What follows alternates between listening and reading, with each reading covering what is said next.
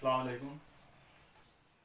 आज rotational dynamics के इस आखिरी लेक्चर में हम लोग जो है एक नया टॉपिक जो है वो शुरू करने जा रहे हैं। आज का हमारा जो पहला टॉपिक जो देखना है हम लोगों को वो है रेडियस ऑफ गायरेशन। यहाँ आप याद रखिए ये जो वर्ड गायरेशन है इसका मतलब रोटेशन ही होता है, मतलब गर्दिश। इस लिहाज से उर्दू में अगर हम बात करें तो इसका मतलब होगा गर्दिशी निस्कुद्र। तो आइए बिल्कुल बहुत सिंपल तरीके से हम पहले इसकी जो डेफिनेशन है पहले हम उस पर बात कर लेते हैं। मान लीजिए कि एक बेतरतीब सा ऐसा कोई एक जिस्म है और इस जिस्म का यहाँ पर सेंटर ऑफ मास है, मतलब मरकज़ कमैयत जो है वो उसका ये पॉइंट सी है जिस पर इसकी पूरी कमैयत जो है वो मरकूज है। तो हम लोग इसमें से एक एक्सिस पास करेंगे। मान लो कि ये जो महवर है ये इसके अतराफ में घूम रहा है ओमेगा ज़ावियाई रफ्तार से। तो ये जो महवर यहाँ से जो गुजर रहा है और ये जो मरकज़ कमैयत है, इन दोनों के दरमियान का ये जो फासला है, इस फासले को हम बोलेंगे रेडियस ऑफ गायरेशन।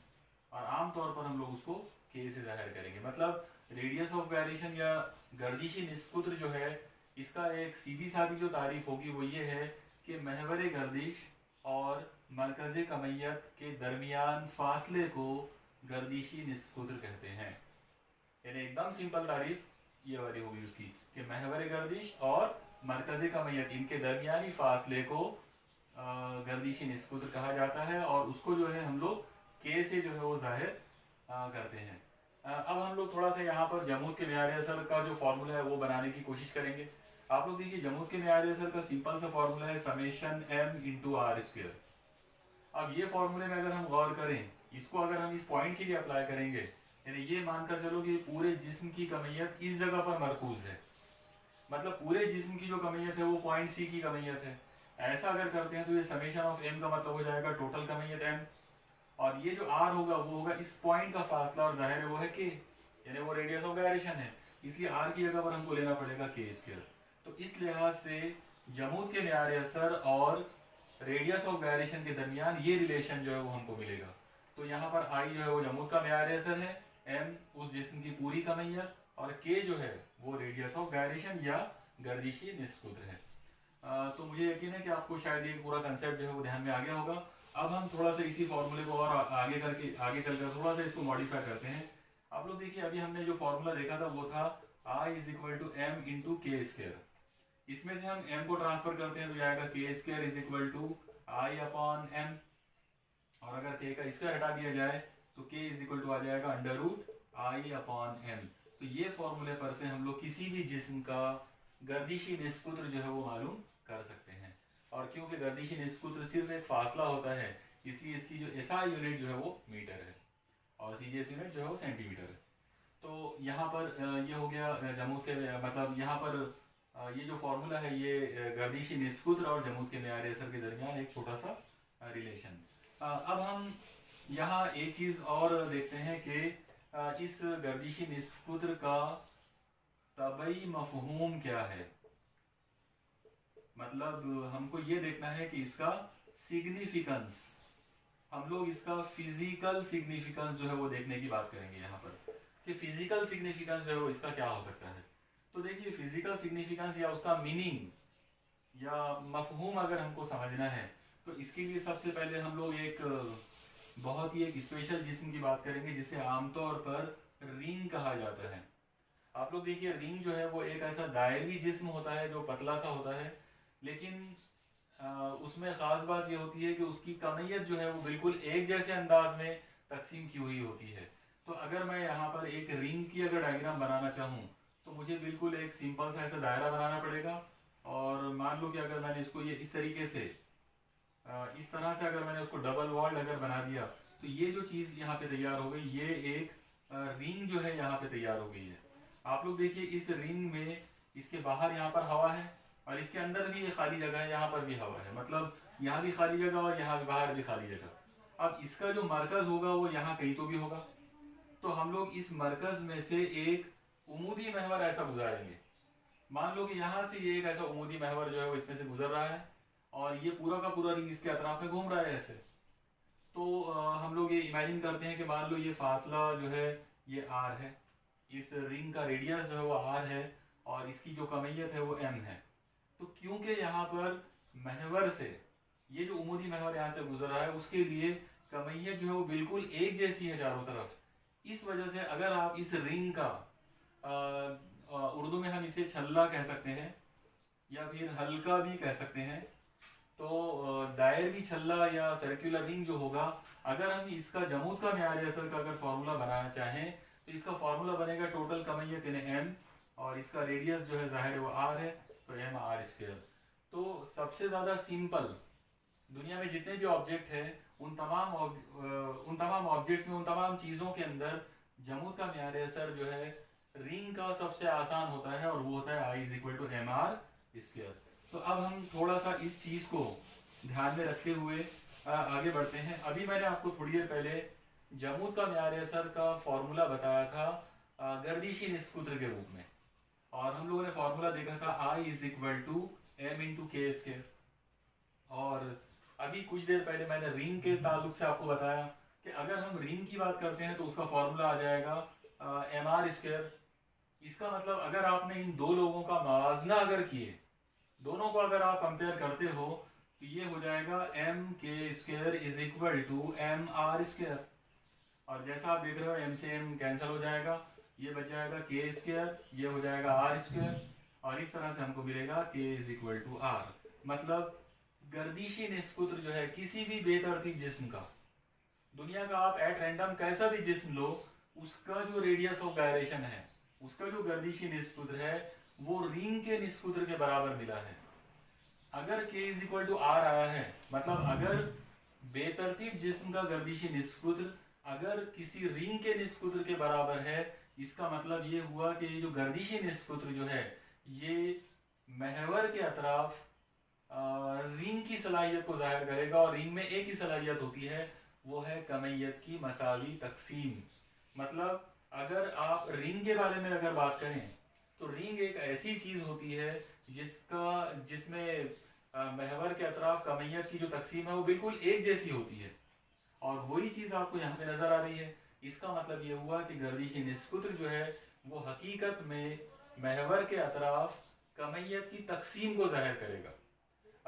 महवर के अतराफ कमैयत जो है वो बिल्कुल यूनिफॉर्म अंदाज में अगर वो मुनकसिम है, बिल्कुल यूनिफॉर्मली अगर वो डिस्ट्रीब्यूटेड है, तो हम लोग ये बोलेंगे कि गर्दिशी निस्कुत्र जो है वो हमेशा रेडियस ऑफ गायरेशन के बराबर है। तो यही इसका तबई मफहूम है। अब हम यहाँ पर एक और आइए अब हम अपने अगले टॉपिक की तरफ चलते हैं। हमारा अगला जो टॉपिक है वो है सर्कुलर डिस्क या दायरवी कर्स।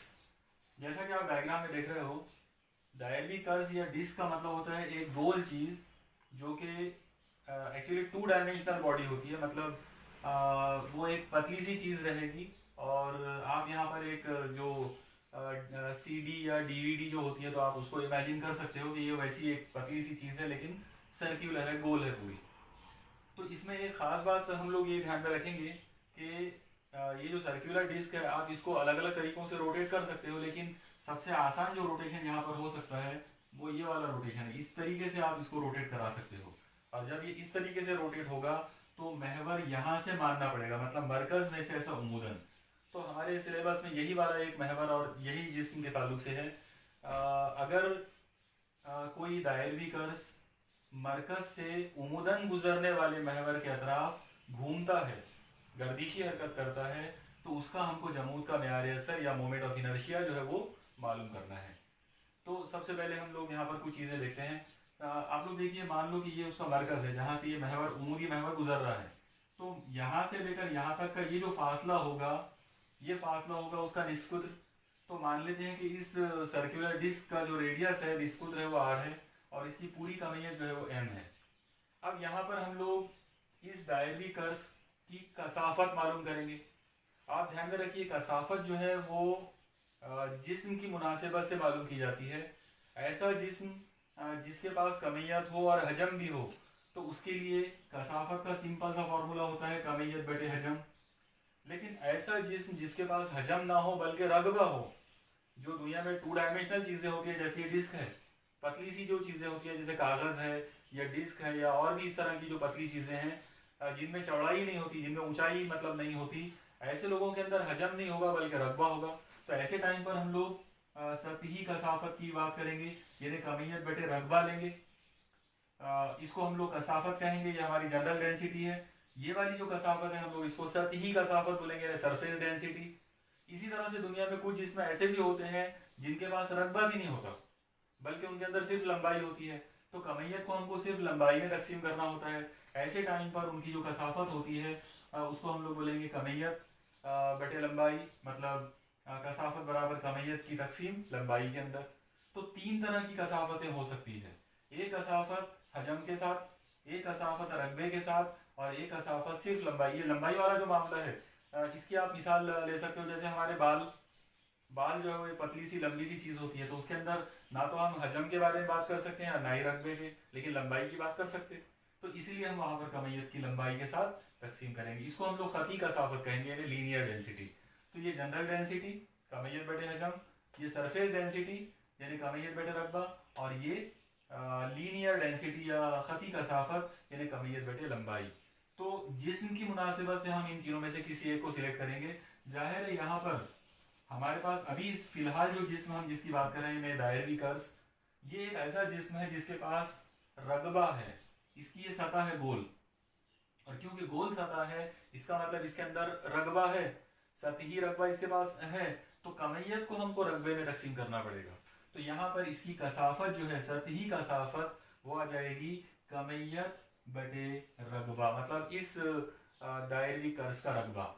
अगर हम इसके फॉर्मूले को कन्वर्ट करें तो यह आ जाएगा rho is equal to M upon, अब आप देखिए रगबा जो है वो ज्योमेट्रिकल शेप पे डिपेंड करता है। यहाँ जो ज्योमेट्रिकल शेप है वो गोल है, दायरा है, डिस्क जो है वो हमेशा दायरा नुमा होती है। इसका मतलब यहाँ पे रकबे का मतलब दायरे का रकबा है, और इस लिहाज से इसका फॉर्मूला बनेगा पाई आर स्क्वायर। तो कमियत के लिए हमारे पास जो फॉर्मूला है, कसाफत के लिए मतलब सतही कसाफत के लिए जो हमारे पास फॉर्मूला यहाँ पर मिला वो है rho is equal to M upon pi R square. आप लोग इस फॉर्मूले को अपने जहन में रखिए। मैं इस फॉर्मूले को किसी एक जगह पर अभी यहाँ कहीं तो भी लिख के भी रख देता हूँ।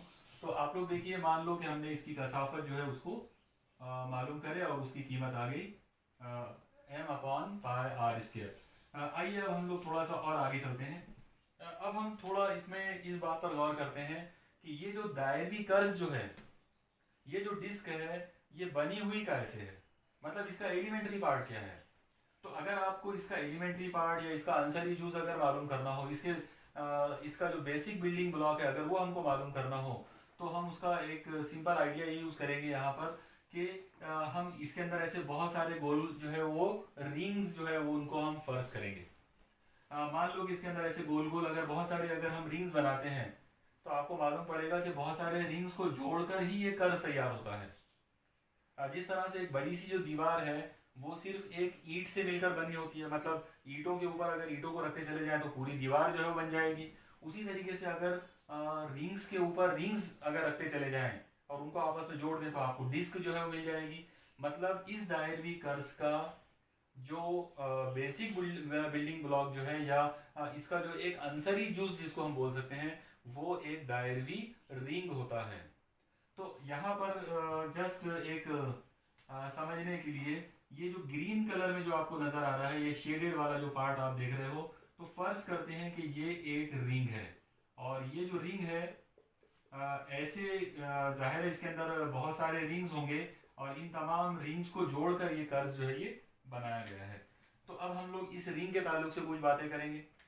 फर्ज करते हैं कि अगर आपने इसका ये वाला फासला लिया, मतलब इस रिंग का निस्फ कुद्र, तो इसको कुछ एक नाम देना पड़ेगा, हम लोग इसको स्मॉल आर दे देते हैं। और एक और चीज़ हम यहाँ पे हमको कंसिडर करना पड़ेगा कि ये रिंग कितना चौड़ा है, मतलब इस रिंग की चौड़ाई क्या है। तो जाहिर है इस रिंग की चौड़ाई ये वाली है, इतनी बड़ी। ये जो रिंग की चौड़ाई जो आप देख रहे हो, मैं यहाँ पर इसकी कीमत को डी आर से जाहिर कर देता हूँ। तो मान लेते हैं कि ये डी आर जो है ये इस रिंग की चौड़ाई है और इसका रेडियस जो है वो स्मॉल आर है। तो अब हम एक काम करते हैं, ये जो रिंग है इस रिंग की कसाफत हम लोग निकालेंगे अलग से। आप लोग याद रखें, दुनिया के किसी भी जिस्म के अंदर कसाफत जो है वो एक इंसेंटिव प्रॉपर्टी होती है, मतलब वो एक ऐसी खासियत होती है जो मादे की मिकदार पर या उसके रकबे वगैरह पर डिपेंड नहीं करती, वो कांस्टेंट होती है। इसका मतलब ये जो कसाफत पूरे जिस्म के लिए, पूरे कर्ज के लिए जो कसाफत है, वही कसाफत इस रिंग की भी कसाफत होगी। तो अब मैं, जैसे ये फॉर्मूला हम लोगों ने अभी पूरे कर्ज के लिए लिखा था, वैसे ही अब हम लोग पूरा फॉर्म मतलब कसाफत का फॉर्मूला इस रिंग के लिए हम लोग लिखेंगे। तो अगर हम रिंग के लिए कसाफत का फॉर्मूला लेते हैं तो वो आ जाएगा रो इज इक्वल टू, अब इस रिंग की कमेज लेना पड़ेगा। अब क्योंकि रिंग जो है वो कर्ज का मतलब इस डिस्क का एक छोटा सा हिस्सा, एक डिफरेंशियल पार्ट है, इसलिए यहाँ पर मैं m की जगह पर उसकी डिफरेंशियल कमियत dm ले लेता हूँ। तो dm अपॉन, अब मुझे यहाँ पर एरिया लेना पड़ेगा इस कर्ज का। तो फर्ज कर लेते हैं कि इसका जो एरिया है, इसका जो रकबा है वो dA है। तो इस तरीके से इस दायरवी रिंग, ये जो छोटा सा जो रिंग आपको दिख रहा है, इस रिंग का कसाफत का फॉर्मूला जो हमको मिला वो मिला dm अपॉन da। यहाँ पर dm जो है वो इस रिंग की कमियत है और da जो है वो इसका रकबा है। अब अगर हम इसका रकबा अगर मालूम करें तो देखिए, इसको इसका रकबा मालूम करने का एक बहुत ही सिंपल आइडिया है, और वो ये है कि आप इसको, इस रिंग को यहाँ से ऐसा कट कर दें और इसको कट करके आप इसको ऐसा दोनों सिरों को खोल दें। आप इमेजिन करो, अगर मैं इसको यहाँ कट करता हूँ और इसके दोनों सिरों को अगर खोलता हूँ तो मुझे ये इस तरह की एक लंबी सी एक पट्टी मिलेगी। ये जो लंबी सी जो पट्टी है, इसकी ये चौड़ाई जो है ये होगी dr। और अगर मैं अब ये सिरे से ये सिरे तक, मतलब ये सिरे से ये सिरे का अगर पूरा फासला अगर निकालना चाहूँ तो मुझे इस रिंग का अहाता लेना पड़ेगा, मुहित लेना पड़ेगा। तो इस रिंग का जो सरकमफेरेंस है, जाहिर है अगर उसका रेडियस r है तो उसका सरकमफेरेंस या उसका जो मुहित है वो होगा 2πr। और अब आप गौर कीजिए, ये जो रिंग है इसको मैंने खोलकर ऐसा लंबा एक मुस्तकिल नुमा एक पट्टी में कन्वर्ट कर दिया। तो इस पट्टी का अगर मैं रकबा निकालता हूँ तो वो आएगा लंबाई ज़रब चौड़ाई, मतलब 2πr इंटू डी आर। इस मुनासिबत से अगर बात करें तो रिंग की जो कसाफत है उसका फॉर्मूला आ जाएगा dm अपॉन da, और da का फॉर्मूला होगा 2πr इंटू डी आर। तो मुझे उम्मीद है आपको ये समझ में आ गया होगा। अब हम थोड़ा सा इसको और आगे बढ़ाते हैं। अब आप देखिए, आपके सामने कसाफत के लिए दो फॉर्मूले आपको नजर आ रहे हैं। एक फॉर्मूला ये वाला है, rho is equal to capital M upon pi R square, पूरे जिस्म के लिए मतलब पूरे कर्ज के लिए, और उसी कर्ज का एक एलिमेंट्री पार्ट है रिंग, और उस रिंग के लिए हमने कसाफत मालूम करे और उसकी कीमत हमको मिली dm upon 2πr into D are. ये 2πr इंटू डी आर किस तरह की, किस तरीके से आया वो आप ध्यान में रखो। 2πr का मतलब इसकी पूरी लंबाई है और dr जो है वो उसकी चौड़ाई है, तो लंबाई ज़रब चौड़ाई यानी रकबा। अब हम इन दो फॉर्मूलों का मतलब इन दोनों ज़ाब्तों का मवाजना कर सकते हैं। अगर इनका मवाजना किया जाए तो यह आ जाएगा dm upon 2πr into D R is equal to capital M upon pi R square. अब आप इस पर से इसको थोड़ा सा और सॉल्व करें। आप देखिए यहाँ पर इस साइड में पाई है, यहाँ पर ये पाई है, तो ये कैंसिल हो जाएगा। और अगर आपने ये 2r और dr को उधर शिफ्ट कर दिया तो हमको dm की कीमत मिल जाएगी। और इस मरतबा हमको dm की जो कीमत मिलेगी वो मैं यहाँ ऊपर लिख देता हूँ। उसकी कीमत आ जाएगी dm इज इक्वल टू, ये 2r dr यहाँ इससे मल्टीप्लाई हुआ, इसका मतलब ये हो जाएगा 2 times r into capital M into D R और डिवाइडेड बाय यहाँ पर आर स्क्वायर बाकी बचा, पाई से पाई जो है वो पहले ही कैंसिल हो चुका है। तो इस कर्ज के अंदर का ये जो रिंग है, जो एलिमेंट्री पार्ट है उसका, उसकी कमियत हमने मालूम करे और वो कीमत आ गई है dm के बराबर। ओके, अब हम थोड़ा सा और आगे बढ़ते हैं। आप लोग देखिए, अगर हम इस दायरवी कर्ज के लिए, इस महवर के लिए, मतलब ये जो बीच में से गुजरने वाला जो उमूरी महवर है, अगर इसका हमको जमूद का म्यार असर अगर मालूम करना हो तो हम एक सिंपल सा जो इंटीग्रेशन वाला जो तरीका होता है वो यूज़ करेंगे। जाहिर है जमूद का म्यार असर जो इसका आ जाएगा पूरे जिस्म का, यानी इस दायरवी कर्ज का, वो होगा इंटीग्रेशन एलिमेंट्री पार्ट की कमियत dm है, और इस एलिमेंट्री पार्ट का महवर के साथ जो फासला है, आप देखो महवर यहाँ से गुजरेगा ऐसा, ये जो पेन है तो ये इसका महवर है ऐसे, और महवर के साथ इसका फासला जो है वो स्मॉल r है, इसका मतलब वो आ जाएगा r स्क्वायर इंटू dm। तो ये हमारा बुनियादी सिंपल सा जो फॉर्मूला था जम्मू के न्यायालय सर का, integration R square into D M. अब आप याद रखिए इंटीग्रेशन जो है वो दो किस्म के होते हैं। एक इंटीग्रेशन होता है इनडेफिनेट, इनडेफिनेट मतलब जिसके अंदर लिमिट्स ना हो, लोअर लिमिट और अपर लिमिट ना हो। और एक इंटीग्रेशन होता है डेफिनेट इंटीग्रेशन। डेफिनेट इंटीग्रेशन जो होता है उसके अंदर एक लोअर लिमिट और एक अपर लिमिट होती है। मतलब हमको ये कन्फर्म मालूम होता है कि उसकी जो वो जो इंटीग्रेशन है आपको कौन से दो हदों के बीच में करना है। तो यहाँ पर हमको इस आर की, यानी ये जो स्मॉल आर जो है इसकी हमको हदें पता है। आप लोग अगर इस रिंग को अगर छोटा करते जाओ, आप इमेजिन करो, देखो आप यहाँ पर अगर आप इस रिंग को छोटा करते जाओगे तो ये आर कम होते होते सुकड़ते सुकड़ते जीरो हो जाएगा महवर तक। इसका मतलब लोअर लिमिट जीरो हो गई।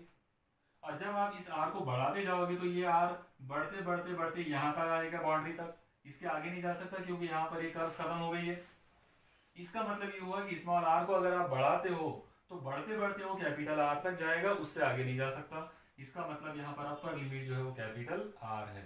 तो अब हमारे पास इस फिगर पर से हमने बहुत सारी चीज़ें किए और हमको फॉर्मूला मिला पूरे कर्व के लिए जम्मू के न्यायालय सर का, integration from zero to capital R small R square into D M.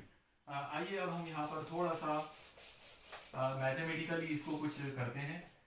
तो सबसे पहले मैं वो फॉर्मूला दोबारा से यहाँ लिखता हूँ, I is equal to integration zero to R square into D M.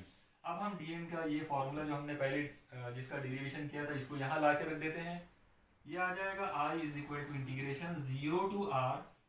अब ये जो स्मॉल आर स्क्वायर जो है ये तो ऐसे ही रहेगा और डी एम की जो कीमत है वो ये है।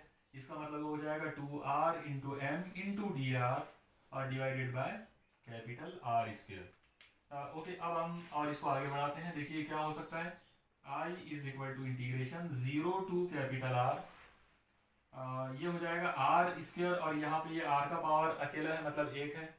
तो अगर हम इसको सॉल्व करते हैं तो ये आ जाएगा two times M R square into R यानी R cube into D R और इन सब के अपॉन में आर स्क्वायर। अब अगली स्टेप पर आते हैं। आप लोग देखिए किसी भी इंटीग्रेशन को अगर आप सॉल्व करते हो तो सबसे पहले हम ये देखेंगे कि उस इंटीग्रेशन में अगर कोई कांस्टेंट हो तो हम उनको कांस्टेंट्स को बाहर निकाल सकते हैं। तो यहाँ पर ये हो जाएगा आई इज इक्वल टू, आप देखो टू एक नंबर है, एम डायरेक्ट की कमियत है और आर जो है कैपिटल आर वो उसका रेडियस है। तो ये लोग बदलने वाले नहीं है, बदलने वाली कोई चीज़ है, वेरिएबल अगर कोई चीज़ है तो स्मॉल आर है। इसका मतलब टू एम और आर स्क्वायर ये कांस्टेंट है तो इनको हम बाहर कर सकते हैं। ये आ जाएगा two R upon two M upon R square. ये जो चीज़ है ये कांस्टेंट के रूप में बाहर आ गई और यहाँ इंटीग्रेशन के अंदर बचेगा जीरो टू आर, यहाँ पर ऊपर है R cube into D R. अब हम यहाँ पर इंटीग्रेशन का एक स्टैंडर्ड फॉर्मूला यूज करने वाले हैं। आप देखिए इंटीग्रेशन का एक सिंपल सा फॉर्मूला होता है X to the power N into D x.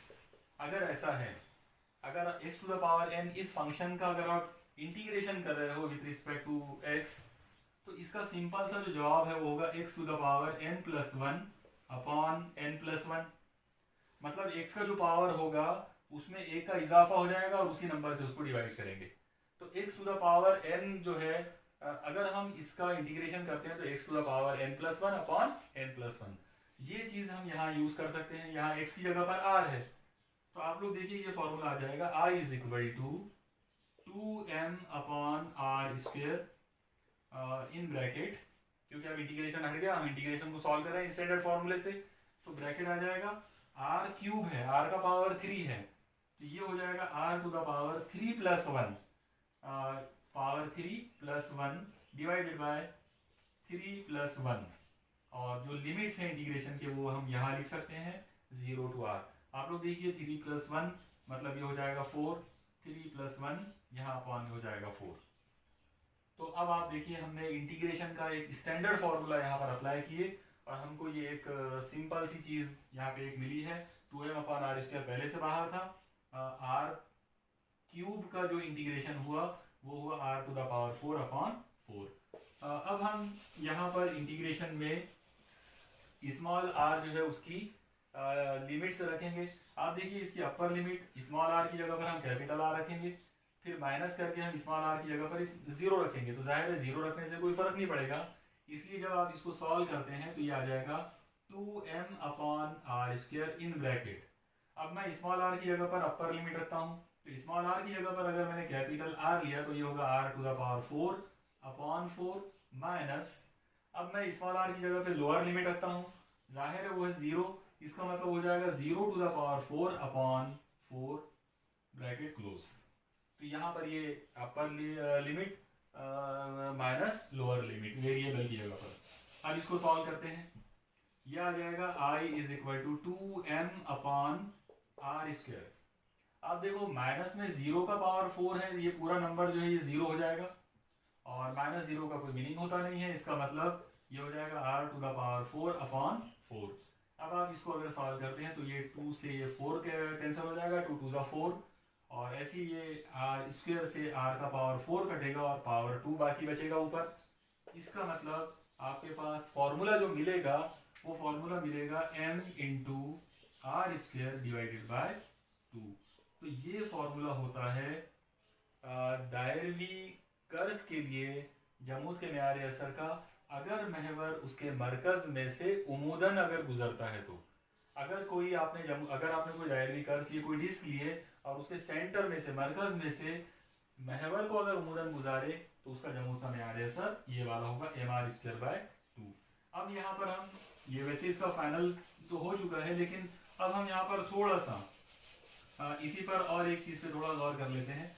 आप देखिए कि अभी जैसा हमने डेरिवेशन किया कि दायरवी कर्ज के लिए जमूद के मेयार असर का फॉर्मूला जो है वो आ गया है mr स्क्वायर बाय 2।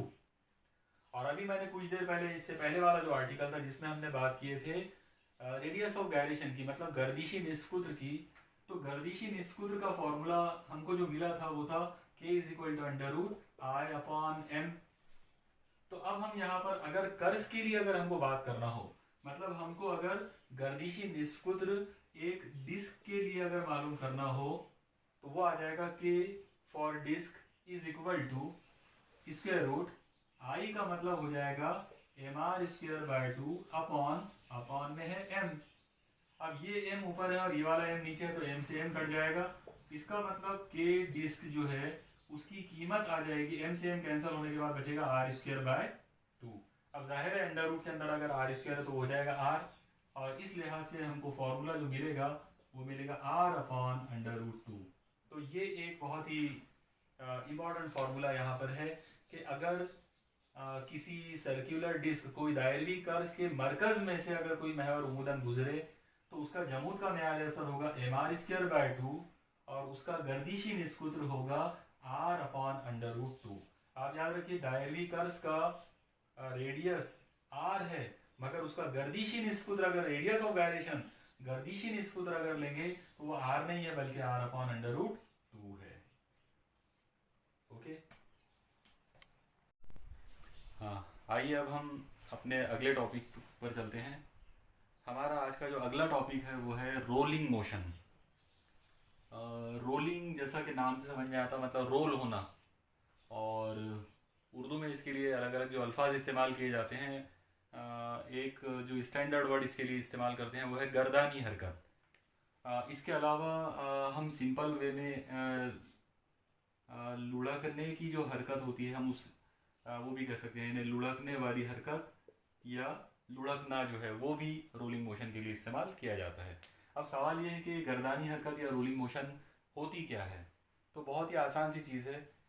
सबसे पहले आप ऐसा तसव्वुर कीजिए कि आपके पास कोई गोल जिस्म है, मतलब कोई दायरवी या कोई कुर्रवी जिस्म आपके पास है। दायरवी या कुर्रवी जिस्म का मतलब होता है जैसे कर्स है या रिंग है, या आप इस्ताना ले सकते हो या फिर आप कुर्रा ले सकते हो। ऐसी कोई चीज़ है गोल, और उस गोल जिस्म को आपने एक हमवार सतह के ऊपर रखा हुआ है।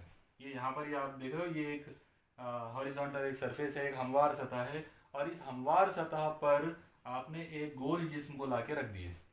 अब आप इस गोल जिस्म को गर्दिशी हरकत देंगे, लेकिन ये गर्दिशी हरकत हवा में नहीं होगी बल्कि ये उसके कांटेक्ट, उस सतह के कांटेक्ट में आपको उसको गर्दिशी हरकत देना है। तो आप इमेजिन कीजिए जब ये इस तरीके से ऐसा गोल घूमेगा तो ये अपनी जगह रहकर गर्दिशी हरकत नहीं कर सकता, बल्कि इस सतह के कांटेक्ट में रहने की वजह से ये गर्दिशी हरकत करते करते ये ऐसा आगे बढ़ते जाएगा। और क्योंकि इसको गोल घूमते घूमते आगे भी बढ़ना है, इसका मतलब ये हुआ कि ये जिस्म जो है ये गर्दिशी हरकत तो कर रहा है, लेकिन अगर आप उसको देखें, उसके मरकज़ को या उसके मरकज़ कमियत को देखें, तो वो आपको ऐसा सीधा जाते हुए नजर आएगा। इसका मतलब वो खती हरकत कर रहा है। तो इस तरीके से यहाँ पर इस जिस्म के अंदर गर्दिशी हरकत भी नजर आ रही है और खती हरकत भी नजर आ रही है। तो ऐसी जो हरकत होती है जिसके अंदर गर्दिशी हरकत भी हो और साथ में खती हरकत भी हो, मतलब जिस्म जो है वो लुढ़कते हुए जो है गोल घूमते हुए गर्दिश करते करते एक सतह के ऊपर आगे बढ़ते चले जाए, ऐसी हरकत को हम बोलते हैं रोलिंग मोशन या गर्दानी हरकत। अब अगर हम इसकी एक तारीफ अगर बनाने की कोशिश करें तो बहुत सिंपल सी तारीफ होगी कि जब कोई दायरवी या कुर्रवी जिस्म किसी हमवार सतह के ताल्लुक में रहते हुए गर्दिशी हरकत करता है, तब वो गर्दिशी हरकत के साथ साथ खती हरकत करते हुए आगे बढ़ने लगता है, मुंतकली हरकत यानी ट्रांसलेटरी हरकत करते हुए वो आगे बढ़ने लगता है। और गर्दिशी हरकत और खती हरकत का ये जो टोटल जो महासिल होगा, इन दोनों का जो मजमुई हरकत जो होगी, हम उसे गर्दानी हरकत कहते हैं। इसका मतलब सिंपल अंदाज में एक फॉर्मूले के तौर पर अगर हमको लिखना हो तो गर्दानी हरकत इज इक्वल टू खती हरकत प्लस गर्दिशी हरकत, मतलब रोटेशनल मोशन और लीनियर मोशन, इन दोनों का मजमुआ जो है वो गर्दानी हरकत है, वो रोलिंग मोशन है। अब हम इसकी तवानाई के लिए जो हम यहाँ पर फॉर्मूला बनाने की कोशिश करेंगे कि रोलिंग मोशन में तवानाई जो है वो क्या हो सकती है। अब आप देखिए, क्योंकि ये एक हरकत है, गर्दानी हरकत जो है वो बेसिकली एक हरकत है, इसका मतलब इसमें जो तवानाई होगी वो तवानाई बिल हरकत होगी। तो हम लोग यहाँ पर उसके लिए एक नाम रख सकते हैं, वो है ई रोलिंग इज इक्वल टू, मतलब तवानाई बिल हरकत रोलिंग के लिए, गर्दानी हरकत के लिए। तो क्योंकि इसके अंदर ये दो हरकतें हैं, खती हरकत भी है और गर्दिशी हरकत भी है, इसलिए इसकी जो तवानाई बिल हरकत जो बनेगी तो इन दोनों तवानाइयों का मजमुआ होगी। तो ये यहाँ पर आ जाएगा तवानाई बिल हरकत लीनियर मोशन के लिए प्लस तवानाई बिल हरकत रोटेशन के लिए। और अब अगर हमने इनका फॉर्मूला अगर बनाना है तो ये आ जाएगा E rolling is equal to, खती तवानाई बिल हरकत का फॉर्मूला होता है half M into V square plus गर्दिशी तवानाई बिल हरकत, मतलब ये जो गर्दिशी हरकत हो रही है ये इसका फॉर्मूला होता है half I into omega square. हम लोगों ने ये फॉर्मूले का शुरू में डेरिवेशन जो है देखा हुआ है कि अगर कोई जिस गर्दिशी हरकत करता है तो उस वक्त उसकी गर्दिशी तवानाई बिल हरकत इतनी होती है half I into omega square. अब हम यहाँ पर कुछ और चीज़ें जो है वो करते हैं इसको सिंप्लीफाई करने के लिए। आप लोग देखिए, इसमें आई का मतलब है जमूद का म्यार है सर उस गोल जिस्म का। तो अगर मैं इस आई को हटाकर रेडियस ऑफ गायरेशन लाता हूँ, मतलब जनरलाइज करने के लिए दुनिया के सारे जिस्मों के लिए अगर इसको जनरलाइज करें तो हम जमूद के म्यार असर को कन्वर्ट कर सकते हैं रेडियस ऑफ गायरेशन में। इसका मतलब आई की जगह पर हम ले सकते हैं एम इंटू के स्क्र। के जो है वो इस जिस्म का गर्दिशी निस्बत है। और अब आप देखिए, अगर यहाँ पर ओमेगा जो है वो ज़ावी रफ्तार है, और आपको पता है कि खती रफ्तार का ज़ावी रफ्तार के साथ जो रिलेशन होता है वो ये वाला है, v is equal to omega into R. तो इस पर से आप ओमेगा की कीमत बना सकते हैं, वो आ जाएगा v बाय आर। तो आई का मतलब एम के स्क्वायर है और ओमेगा का मतलब v अपॉन आर है। ये दो चीज़ें आप इस फॉर्मूले में लाकर रख सकते हो। तो अगर इन दोनों को आपने यहाँ ला के रख दिया तो ये आ जाएगा E rolling is equal to half M into V square plus half जो आई है जमूद के न्यारे असर को यहाँ पर हमने ले सकते हैं एम इंटू के स्क्र इंटू जो ओमेगा स्क्वायर है हम उसकी जगह पर v बाय आर ले सकते हैं, तो वो हो जाएगा v square upon R square. मुझे यकीन है आपको ये यहाँ तक समझ में आया होगा। और अब आप देखिए, हमने एकदम सिंपल तरीके से पहले लीनियर काइनेटिक एनर्जी फिर रोटेशनल काइनेटिक एनर्जी के फॉर्मूले इसमें ला के रखे और उनको थोड़ा सा सिंप्लीफाई कर दिए। अब अगर हमने इनको और सिंप्लीफाई अगर करना है तो ये ऐसा हो जाएगा E rolling is equal to, आप देखिए 1/2 M into V square, 1/2 M into V square, ये दोनों में कॉमन है। तो जो चीज़ यहाँ पर कॉमन है हम उनको यहाँ निकाल कर सकते हैं बाहर। ये आ जाएगा 1/2 m इंटू वी स्क्वेयर। इतना मैंने दोनों में से कॉमन निकाल लिया, तो यहाँ ब्रैकेट में हाफ एम वी स्क्वायर चला गया तो यह बचेगा 1 प्लस यहाँ से 1/2 m और वी स्क्वायर चला गया, ये बचेगा k square by R square. तो आप लोग देखिए ये हमारे पास जो फॉर्मूला यहाँ पर मिला है, ये फॉर्मूला रोलिंग मोशन के लिए तवानाई बिल हरकत को जाहिर करेगा, मतलब गर्दानी तवानाई बिल हरकत को जाहिर करेगा अगर वो जिस्म जो है वो हमवार सतह पर अगर वो लुढ़कता है तो जब भी कोई जिस्म लुढ़कते हुए हमवार सतह पर हरकत करता है उस वक्त उसकी जो गर्दानी हरकत की जो मजमूई तवानाई बिल हरकत होगी वो होगी half m into V square in bracket 1 plus K square upon R square. R जो है यहाँ पर उस दायरवी या कुरवी जिस्म का रेडियस है और के जो है वो उसका रेडियस ऑफ गायरेशन है, मतलब गर्दिशी निस्फ कुद्र है। और क्योंकि के जो है वो हर जिस्म के लिए हम लोग के मालूम कर सकते हैं, इसलिए जब आप अलग अलग जिस्मों का के मालूम करके यानी गर्दिशी निस्फ कुद्र मालूम करके जब आप इसमें ला के रखोगे तो आपको रोलिंग जो काइनेटिक एनर्जी है, मतलब गर्दानी तवानाई बिल हरकत जो है उसके फॉर्मूले आपको अलग अलग जिस्मों के लिए मिलते जाएंगे। ओके,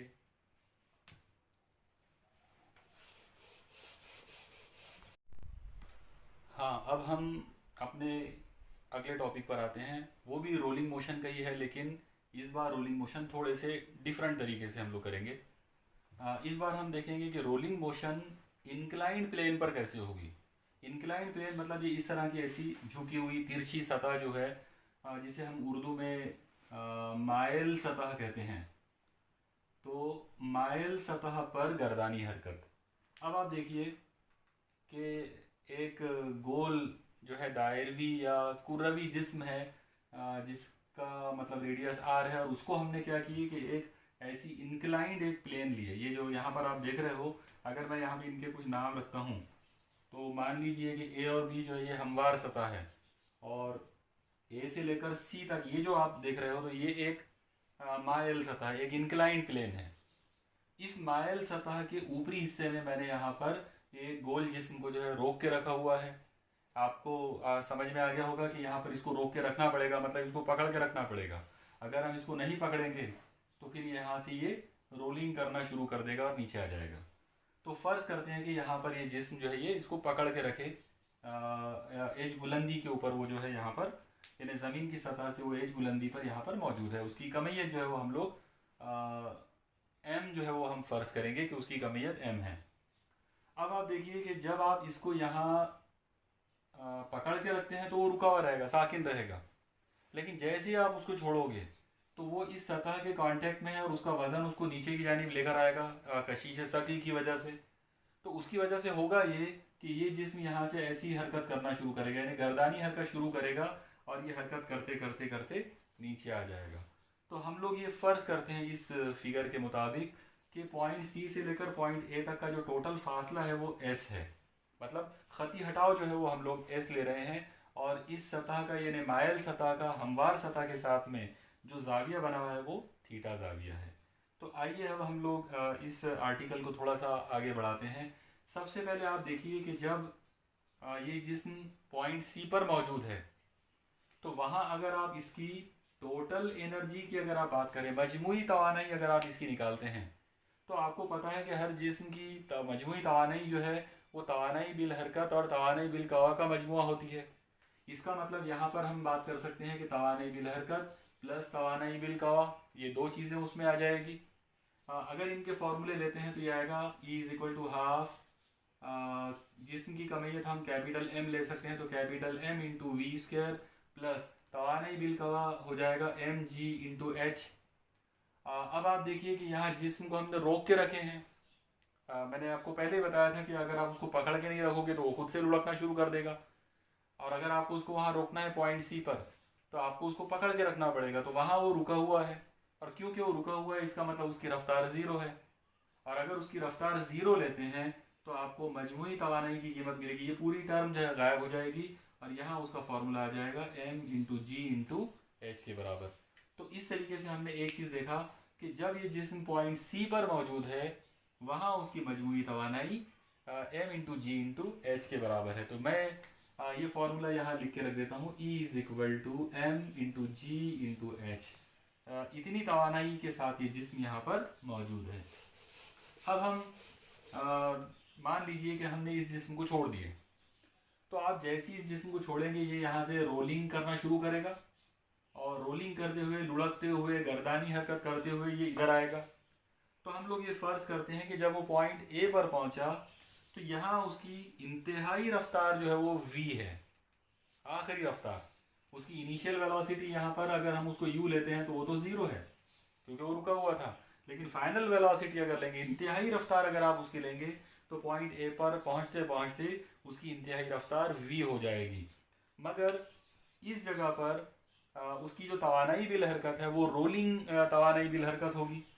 तो इसलिए मैं अगर इस पॉइंट पर, मतलब पॉइंट ए पर, अगर मैं उसकी मजमूई तवानाई का फार्मूला अगर बनाता हूँ तो उसका फार्मूला आ जाएगा half M into V square plus M into G into H. लेकिन आप लोग इस मरतबा गौर कीजिए कि ये जो एच है वो यहाँ की बुलंदी रहेगी अपने आप से। जाहिर सी बात है वो पॉइंट, वो जिस्म जो है जब पॉइंट ए पर पहुँचेगा तो वो ज़मीन की सतह पर आ गया है, इसका मतलब उसकी बुलंदी गायब हो गई। और जब बुलंदी गायब हो गई तो ये एच की कीमत ज़ीरो लेना पड़ेगा, इसकी वजह से ये पूरा नंबर गायब हो जाएगा, मतलब तवानाई बिल का आवाज़ ज़ीरो हो जाएगी। इस तरह से उसकी मजमूई तवानाई इतनी बाकी बचेगी, मतलब half M into V square. अब हम एक चीज़ पे गौर करें कि मजमूई तवानाई इस जिस्म की, ये जो जिस्म हमारे पास है, इस जिस्म की मजमूई तवानाई पॉइंट सी पर M into G into H है। वही जिस्म जब गर्दानी हरकत करते हुए यहाँ पहुँचा तो यहाँ उसकी मजमूई तवानाई है half M into V square. और law of conservation of energy जो है, तवानाई की बका का जो कानून होता है, उसके मुताबिक किसी भी मैकेनिकल सिस्टम में, कोई भी इस तरह का जो मैकेनिकल सिस्टम होगा, हरकत वाला निज़ाम होगा, उसमें तवानाई की बका का कानून ये कहता है कि मजमूई तवानाई कभी नहीं बदलती।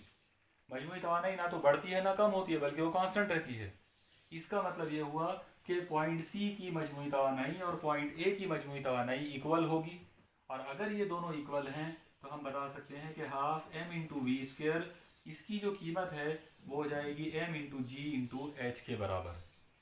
अब हम इस पर से कुछ और डेरिवेशंस जो है वो कर सकते हैं। तो हम लोग देखते हैं यहाँ पर कि अब सबसे पहले हम v का फॉर्मूला इसके अंदर जो है वो लाकर रख सकते हैं।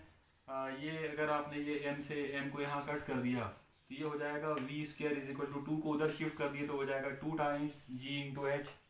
और इस लिहाज से v का फॉर्मूला आ जाएगा under root 2 times g into H. तो ये फार्मूला आप उस वक्त यूज़ कर सकते हो जब आप ये अज्यूम कर रहे हो कि वो पॉइंट ए पर पहुंचने के बाद जो है वो खती हरकत में अगर चला जाता है तो। लेकिन अगर वो गर्दानी हरकत करने लगे तो गर्दानी हरकत में तवानाई बिल हरकत जो है वो रोलिंग मोशन वाली यूज़ करना पड़ेगा। और अगर रोलिंग मोशन वाली तवानाई बिल हरकत हम यूज़ करते हैं तो उसका फॉर्मूला होता है half M into V square in bracket 1 plus K square by R square. तो अगर ये उसकी मजमूई तवानाई अगर हम लेते हैं तो ये तवानाई उसकी मजमूई तवानाई के बराबर आ जाएगी, मतलब जो तवानाई हमने उसके टॉप लेवल पे लिया था mgh के बराबर। तो अगर इन दो लोगों का मुआवजना करते हैं तो इसका फार्मूला हमको मिलेगा half M into V square in bracket 1 plus K square by R square is equal to M into G into H.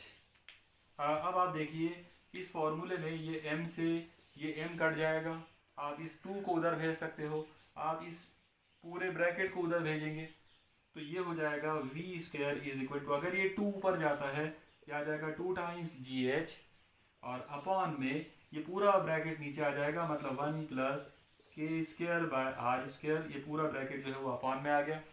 तो ये हमको वी का स्क्वायर का फॉर्मूला मिला। और अब अगर हम यहाँ पर वी का ये स्क्वायर हटा लेते हैं तो जैसे ही हम ये वी का स्क्वायर हटाएंगे ये पूरा का पूरा नंबर जो है ये अंडर रूट में आ जाएगा।